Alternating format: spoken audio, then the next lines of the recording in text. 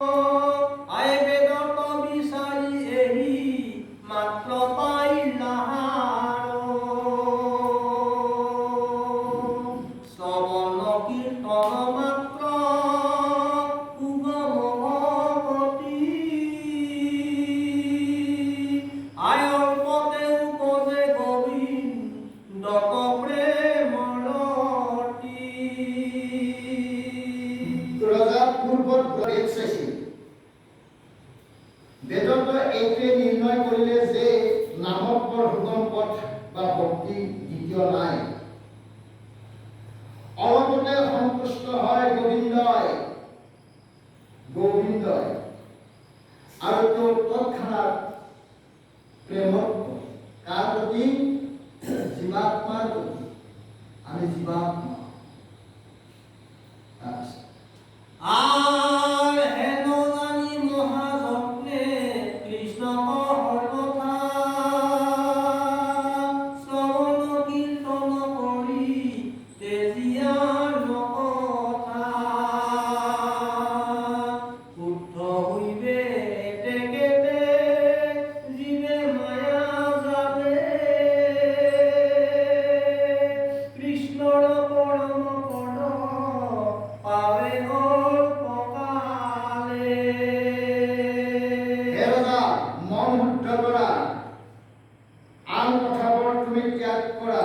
মায়াৰ পৰা মুক্তি হ'ব পাৰিবা, কৃষ্ণক ভজিবা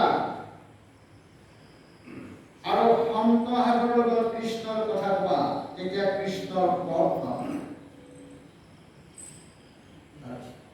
আৰ দুই অধ্যায়ৰ কথা গৈলহে ইমানে কুকমুনি কহন কৰা জাত বিদ্যমানে জ্ঞানী মনুষ্যৰ এহি মানে প্ৰয়োজন কৃষ্ণৰ কৰিব মাত্ৰ শ্ৰৱণ কীৰ্তন। দ্বিতীয় অধ্যায়ৰ এইখিনিতে কিছু সমাপ্তি কৰি তেখেতে বুজাইছিল, সকলোকে বুজাইছিল, ৰজা পৰীক্ষিতকো বুজাইছিল।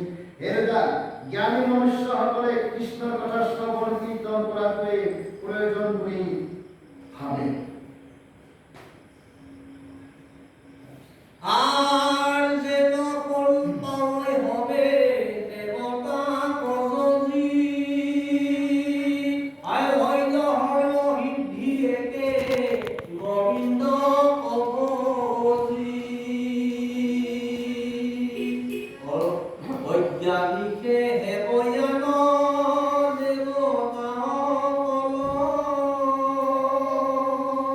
আয় দেব পুত্র ভাগ্যার জনে তু সকল। ইয়াত কৈছে এনেকৈ যে যেনেকৈ দেৱতাসকলক ভজি ফল পাৱাৰ আশাত পূজা কৰে, ঠিক তেনেকৈ গোবিন্দক যদি ভজা হয় তেতিয়া কম সময়তে সিদ্ধি লাভ হয় বুলি কৈছে। অজ্ঞানীসকলে পুত্ৰ ভাৰ্যাৰ কাৰণে দেৱতাক ভজে আৰু তুচ্ছ তাচ্ছিল্য কৰে। ইয়াতে প্ৰশ্ন এটা, তেতিয়াহ'লে দেৱতাসকলক ভজিব নালাগে নেকি? ইয়াতে কি দেৱতাৰ কথা কৈছে? আমাৰ এই ব্ৰহ্মা বিষ্ণু হৰ মহেশ্বৰ দেৱতাৰ কথা কোৱা। আমাৰ শৰীৰত কি আছে? গন্ধ, স্পৰ্শ, ৰস, শব্দ, এইকেইটা দেৱতা ভজবা দিছে। নভজি ত্যাগ কৰি একেসমৰে কৃষ্ণৰ নাম যদি জপ কৰা হয় তেতিয়া গোবিন্দ অৰ্থাৎ যিটো এই গোপিনীসকলৰ, এইকেইটা গোপিনীসকলৰ প্ৰতি গোবিন্দ আৰু বেদৰ নায়ক অধিনায়ক সেইজন জাগ্ৰত হৈ প্ৰেমত পৰে, তেতিয়া আপোনাৰ শক্তি আত্মজ্ঞান বৃদ্ধি হয়। এই কথাহে কৈছে। এই ব্ৰহ্মা বিষ্ণু হৰ দেৱতাৰ কথা কোৱা, আমাৰ শৰীৰৰ কথাহে কৈছে। এইটো বাহিৰৰ কথা কোৱা। আগতে কৈছে যে যত কৰি দোষ আছে শৰীৰতে, সেইকাৰণে শৰীৰৰ দেৱতা।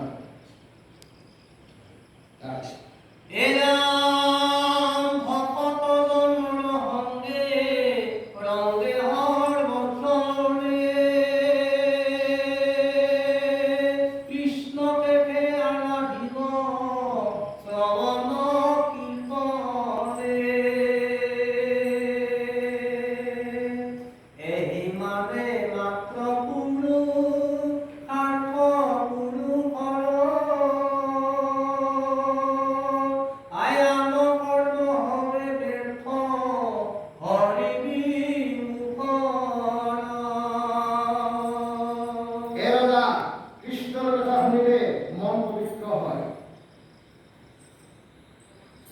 ইহলোক